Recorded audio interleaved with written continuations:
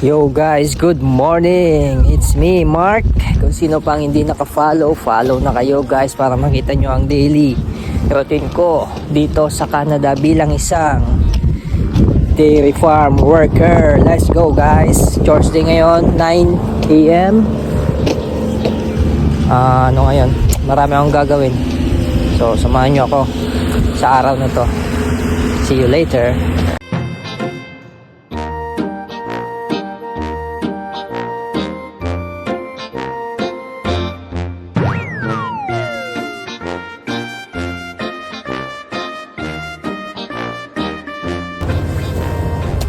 So ayun guys, tapos na ako mag-scrape ng doon sa mga pack parts, doon sa mga may guya kasi lalagyan ko ng beddings ngayong araw yun eh.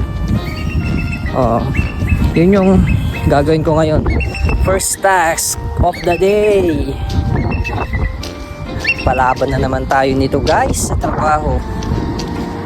Ini-scrape kasi namin yun tapos lalagyan namin ng beddings. Every 3 days yata. Etong ginagamit namin is yung ganito. Hindi, ito yung mga, di ba pag nagpapaputol ng mga kahoy, ito yun, yung mga parang hibla ng mga kahoy. Ito yung ginagamit namin pang beddings. Yung gagamitin pala ay ito. Ito yung ginagamit namin pang sawdust eh. Itong tractor.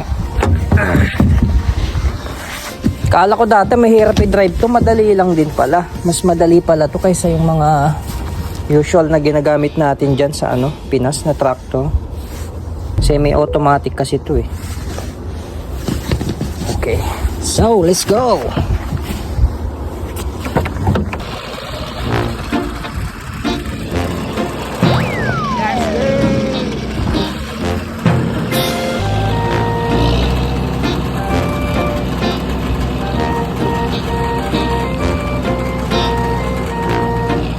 So ayun guys, papakita ko sa inyo kung paano ako mag beddings dito sa mga kulungan ng guya.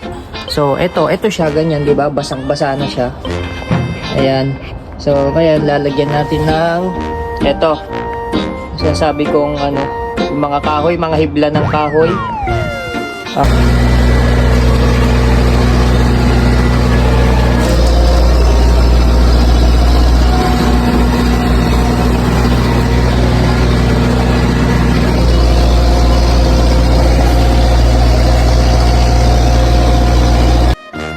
Yun guys, tapos na tayo. Mamaya punta tayo sa likod ng farm. May gagawin pa tayo dun. Time check. Ano oras na ba? 10:30. So may pa ako. 4 na oras. Tagal pa guys. Pagod. Ayun, tapos na ako mag sawdust. So isasara ko na yung mga gate.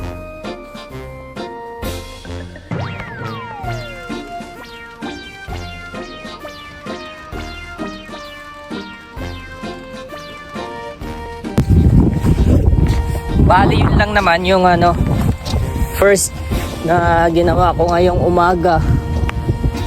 So 3 kasi yung task natin eh. May 2 pa. So mga makauwi na tayo nito mga alas 2. Tapos pasok na naman ng alas 3. Mga 1 oras na pahinga lang. Pwede na yun. Diba? Money! Okay, let's go!